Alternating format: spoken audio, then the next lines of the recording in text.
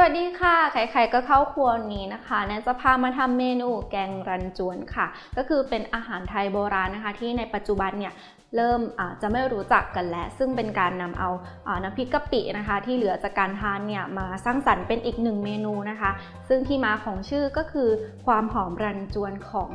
แกงนั่นเองนะคะเดี๋ยวเราไปดูส่วนผสมและวิธีการทำกันเลยค่ะว่ามีอะไรบ้างโอเคค่ะเรามาทำเมนูแกงรันจวนกันนะคะเริ่มจากเอาน้ำใส่หม้อนะคะแล้วก็ตั้งไฟค่ะแล้วเราก็จะใส่น้ำพริกกะปิลงไปค่ะก็เป็นสูตรตามชอบได้เลยนะคะซื้อแบบเจ้าเด็ดๆนะคะที่เราชื่นชอบก็ได้เสร็จแล้วเราก็จะรอให้น้ำเดือดก่อนนะคะค่ะพอน้ำเดือดนะคะเราก็ใส่กระเทียมนะคะตะไคร้และหอมแดงลงไปก่อนค่ะ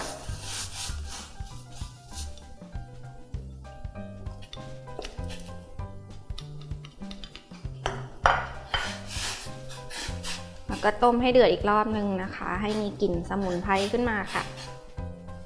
ในระหว่างต้มนะคะถ้ามีฟองนะคะเราก็ช้อนออกนะคะน้ำซุปจะได้ไม่ข้นมากนะคะพอเดือดอีกรอบนึงแล้วนะคะเราก็ปรุงรสกันค่ะด้วยน้ำตาลปี๊บนะคะ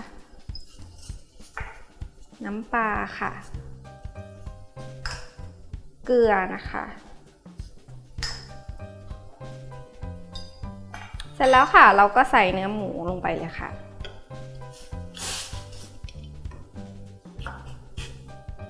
แล้วก็รอจนกระทั่งหมูสุกนะคะ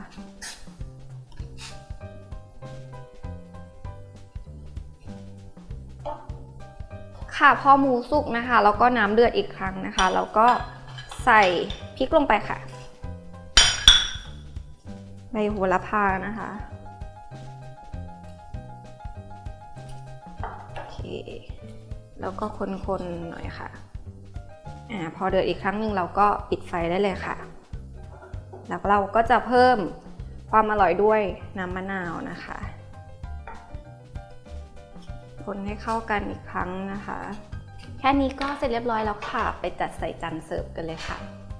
ก็เสร็จเรียบร้อยแล้วนะคะสำหรับเมนู